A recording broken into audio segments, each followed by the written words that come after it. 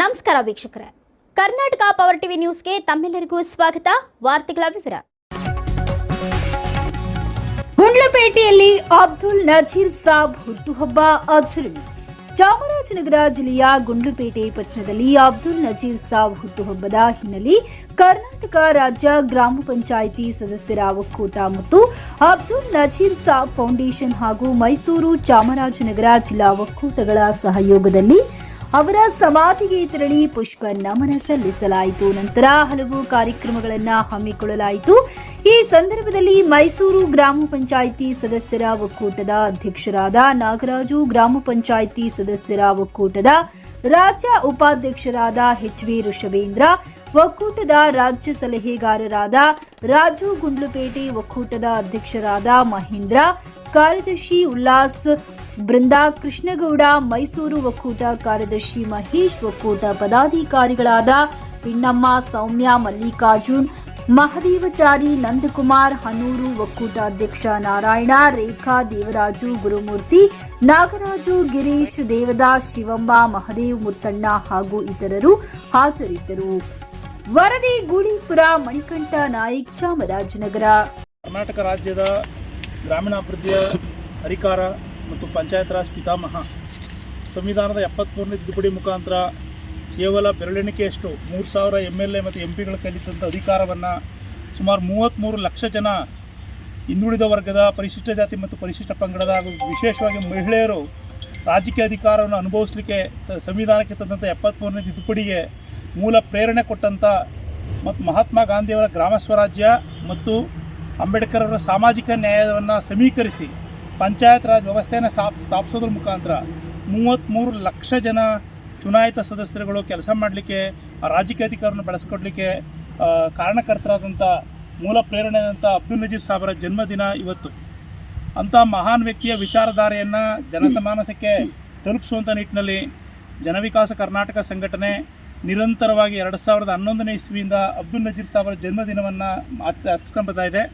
ಜನವಿಕಾಸ ಕರ್ನಾಟಕ ಸಂಘದ ವತಿಯಿಂದ ರಚಿಸಲಾದಂಥ ಗ್ರಾಮ ಪಂಚಾಯಿತಿ ಸದಸ್ಯರ ಮಹಾ ಒಕ್ಕೂಟ ಕಳೆದ 10 ವರ್ಷಗಳಿಂದ ನಜೀರ್ ಸಾಬರ ಹೆಸರಿನಲ್ಲಿ ಹಲವಾರು ಬೇಡಿಕೆಗಳನ್ನ ಇಟ್ಟುಕೊಂಡು ಹೋರಾಟ ಮಾಡ್ಕೊಂಡು ಬರ್ತಾ ಇದ್ದೀವಿ.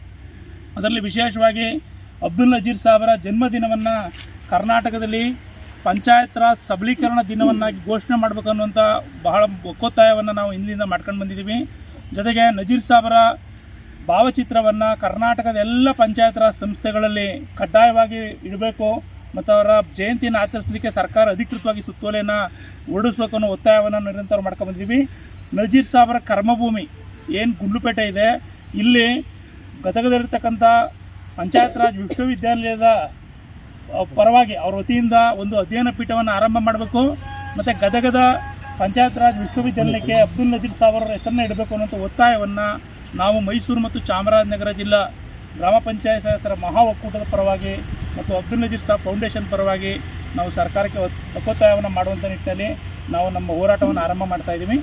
ಇದೇ ಜನವರಿ 3 ಅಥವಾ 4ನೇ ತಾರೀಕು ನಜೀರ್ ಸಾಬ್ ಫೌಂಡೇಶನ್ ಹೆಸರಿನಲ್ಲಿ ಅವರ ವಿಚಾರಧಾರೆಗಳನ್ನ ಇಡೀ ರಾಜ್ಯಾದ್ಯಂತ ವಿಸ್ತರಣೆ ಮಾಡಲಿಕ್ಕೆ ಎಲ್ಲ ಜಿಲ್ಲೆಗಳಲ್ಲೂ ನಜೀರ್ ಸಾಬರನ್ನು ಜಯಂತಿಯನ್ನು ಆಚರಣೆ ಮಾಡೋ ನಿಟ್ಟಿನಲ್ಲಿ ಜನರ ಮಾನಸಕ್ಕೆ ಅವರ ವಿಚಾರಧಾರೆಗಳನ್ನ ತಗೊಂಡೋಗ್ಲಿಕ್ಕೆ ನಾವು ಹೊಸದಾಗಿ ನಮ್ಮ ಮೈಸೂರು ಮತ್ತು ಚಾಮರಾಜನಗರ ಜಿಲ್ಲೆಯ ಪಂಚಾಯತ್ ಸೈನಿಕರೇನಿದ್ದೀವಿ, ನಾವು ನಜೀರ್ ಸಾಬ್ ಫೌಂಡೇಶನ್ ಹೆಸರಿನಲ್ಲಿ ಇಡೀ ರಾಜ್ಯಾದ್ಯಂತ ಒಂದು ಆಂದೋಲನವನ್ನು ಆರಂಭ ಮಾಡಬೇಕು ಅಂತೇಳಿ ಇವತ್ತು ಅವ್ರ ಸಮಾಧಿ ಮುಂದೆ ಒಂದು ಶಪಥವನ್ನು ಮಾಡುವಂಥರ ಮುಖಾಂತರ, ಒಂದು ಸಂಕಲ್ಪ ಮಾಡೋದ್ರ ಮುಖಾಂತರ ಇಡೀ ರಾಜ್ಯಾದ್ಯಂತ ಈ ಒಂದು ನಜೀರ್ ಸಾಬರನ್ನು ನೆನೆಸ್ಕೊಳ್ತಕ್ಕಂಥ ಅವರ ಕೊಡುಗೆಯನ್ನು ಬಣ್ಣಿಸ್ತಕ್ಕಂಥ ಅದರ ವಿಚಾರವನ್ನು ಹೇಳ್ತಾ ಪ್ರಜಾಪ್ರಭುತ್ವದ ಮೂಲ ಆಶಯ ಪ್ರಜೆಗಳೇ ಪ್ರಭುಗಳಾಗಬೇಕು ಅಂದರೆ ನಜೀರ್ ಸಾಬ್ ವಿಚಾರಧಾರೆಗಳು ಜನಮಾನಸಕ್ಕೆ ತಲುಪಬೇಕು.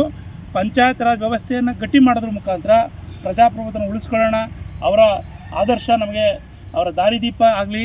ಅವರ ಹೆಸರಿನಲ್ಲಿ ಅವರ ಸಂಕಲ್ಪವನ್ನು, ಅವರ ಅರ್ಧ ಕನಸು ಏನಾಗಿದೆ ಅದನ್ನು ನನಸು ಮಾಡೋ ನಿಟ್ಟಿನಲ್ಲಿ ನಾವೆಲ್ಲರೂ ಕೂಡ ಒಟ್ಟಾಗಿ ಹೋರಾಡೋಣ ಅಂತ ಹೇಳ್ತಾ ತಮ್ಮೆಲ್ಲರಿಗೂ ಕೂಡ ನಾನು ಈ ಸಂದರ್ಭದಲ್ಲಿ ಅವರ ಜನ್ಮ ಜಯಂತಿಯ ಶುಭಾಶಯಗಳನ್ನ ಕೋರ್ತಾ ಅವರ ಆಶಯಗಳನ್ನು ಜನರ ಹತ್ರ ತಗೊಂಡೋಗ್ಲಿಕ್ಕೆ ನೀವೆಲ್ಲರೂ ಕೈ ಜೋಡಿಸ್ಬೇಕು ಅಂತೇಳಿ ತಮ್ಮಲ್ಲಿ ನಾನು ಮನವಿ ಮಾಡ್ಕೊಳ್ತಾ ಇದ್ದೀನಿ.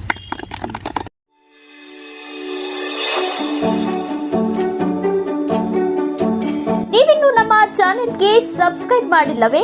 ಹಾಗಿದ್ರೆ ತಡಬೇಕೆ? ಹಿಂದೆ ಸಬ್ಸ್ಕ್ರೈಬ್ ಮಾಡಿ, ಬೆಲ್ ಐಕಾನ್ ಪ್ರೆಸ್ ಮಾಡಿ, ಶೇರ್ ಮಾಡಿ, ಕಮೆಂಟ್ ಮಾಡಿ.